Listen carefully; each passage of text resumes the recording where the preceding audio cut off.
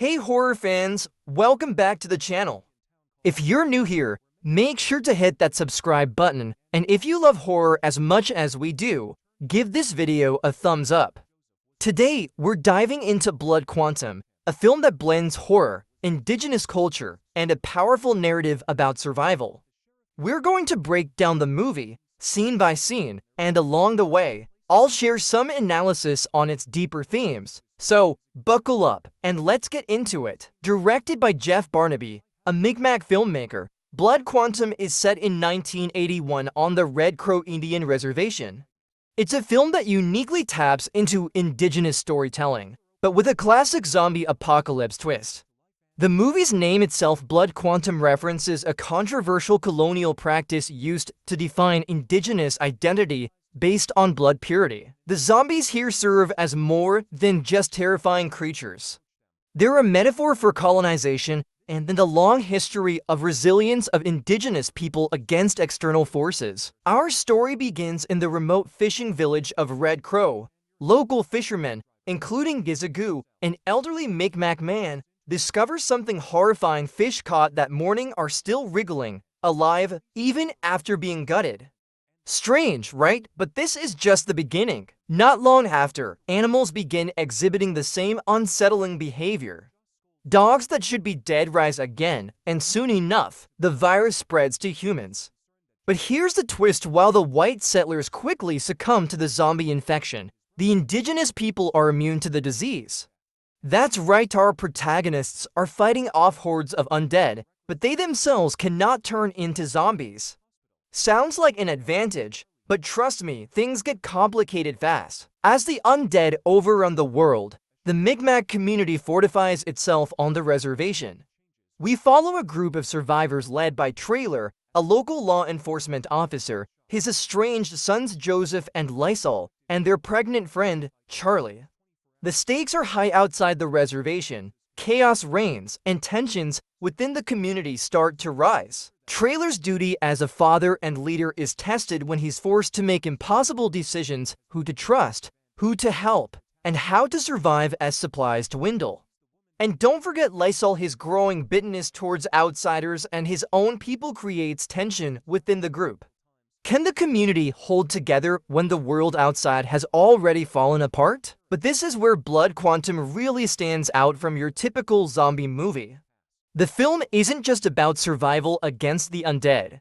It's about the scars left by colonization, the struggle for identity, and the complex dynamics of who gets to survive in a world that has always devalued indigenous lives. Lysol, for example, becomes a pivotal figure as he grows increasingly paranoid and angry, believing that the immunity of the Mi'kmaq should be used to close off the reservation from outsiders completely. His character is a reflection of the anger born from historical trauma, and his distrust of non-indigenous survivors speaks to deeper wounds that were never healed. This tension builds into an inevitable clash within the group. The undead may be terrifying, but in Blood Quantum, the human conflicts are just as intense and heartbreaking. As the movie progresses, the group's fragile unity breaks apart. Lysol's increasingly radical actions lead to a devastating betrayal. He releases the undead within the walls of the community, sparking a massacre from which few will escape. The final act is bloody, tense, and emotionally gut-wrenching.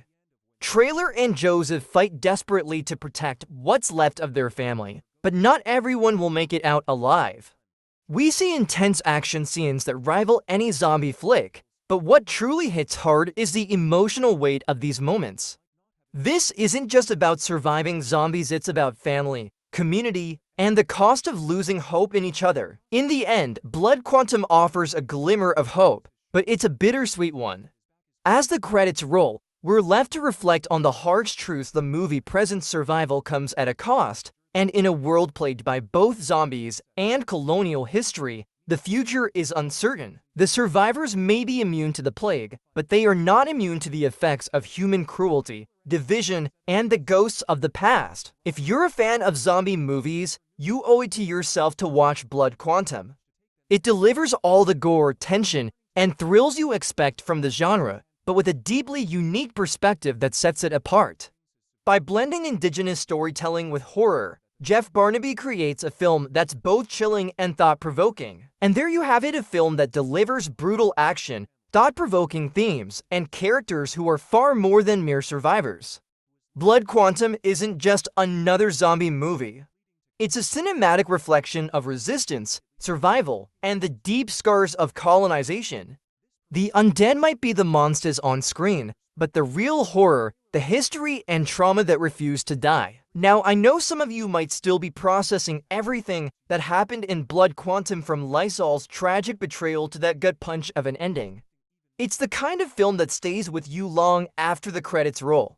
So let's keep the conversation going. What moments from the film stuck with you the most? Which characters do you think made the right choices and who didn't?